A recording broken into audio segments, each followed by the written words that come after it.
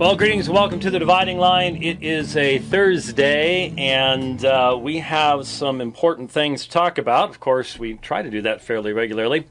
We certainly did on the last program where we discussed the issue of Roman Catholicism, and there's been at least one interesting Roman Catholic response to that I'll try to get to next week.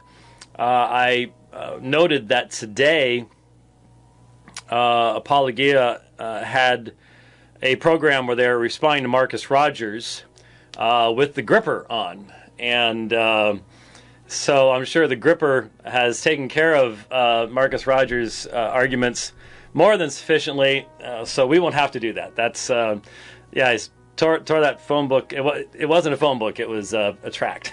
that was about the depth of that. So, we won't have to worry about that. So that'll give us time next week to specifically look at Mr. Rule's comments. And I think they'll just verify exactly what I said on the program in regards to the concept of the priesthood and Roman Catholicism and the fact that you have to deny sola scriptura. And it again, once again, raises the fact that Roman Catholic apologists, what they will do is they will try to parallel divine truths of Scripture with their human traditions and say they both developed out of this oral tradition type stuff. And we'll get to that and deal with that. But having addressed William Lane Craig on the subject of Roman Catholicism, now we need to turn to some very, very important foundational information regarding the subject of the authority of Scripture, the nature of the inspiration of Scripture, and the dreaded doctrine of inerrancy. Now, N.T. Wright, it has been said, I don't think he's said it in print, but reliable sources have reported that he calls that the silly American doctrine. And certainly in our day, if you wish to be accepted within the academy, and of course we need to talk about how you define what the academy is, but if you want to be accepted within the academy, it is extremely detrimental to your future advancement within the academy to confess any belief in such things as inerrancy. If you happen to believe that God could have created the entire universe functionally rather than solely by naturalistic processes over huge amounts of time, these kinds of things, and certainly if you believe God's law remains relevant today, all those things would be enough to pretty much end your aspirations for any type of advancement within the academy.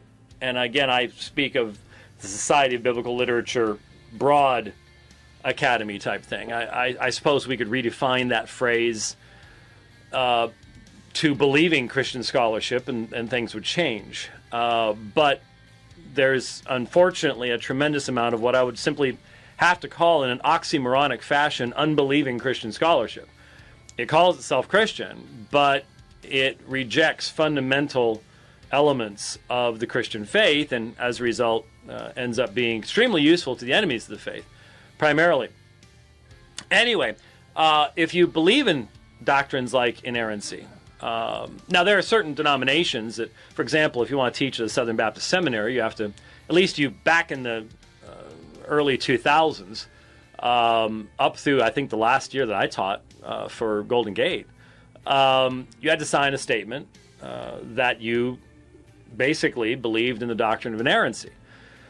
Well, unless you define it rather specifically, that doesn't do you a whole lot of good. A lot of people simply redefine the doctrine of inerrancy. Many Roman Catholic scholars will say they believe in inerrancy, and yet it is painfully obvious that the vast majority of Roman Catholic scholarship believes nothing like the doctrine of inerrancy. What they'll say is that the Bible does not contain error in regards to the communication of divine principles or divine beliefs, but that it could contain all sorts of historical and scientific error that simply reflects its nature as ancient literature and yet still be used of God to infallibly communicate divine truth.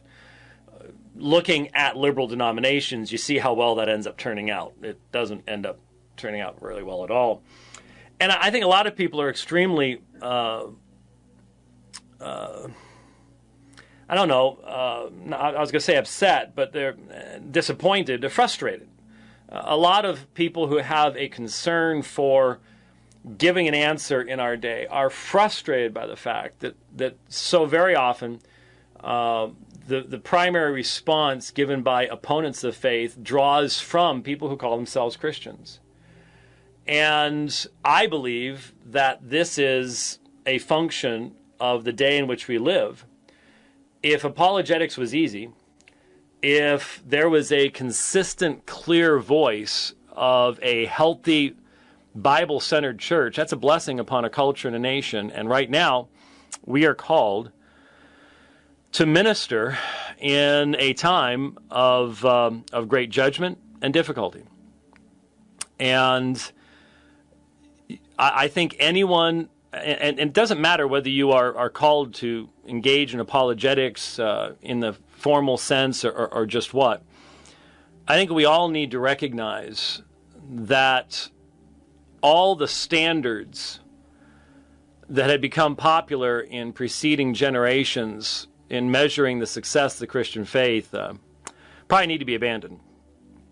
All the pragmatism, all the numbers, all that kind of stuff probably does not communicate anything. We as individuals need to recognize that fundamentally, in living our Christian lives, in pursuing the call of God upon our lives, we need to purposefully adopt the idea that I am going to be concerned about pleasing one person, that I am going to do what I do in the sight of one person and one person only.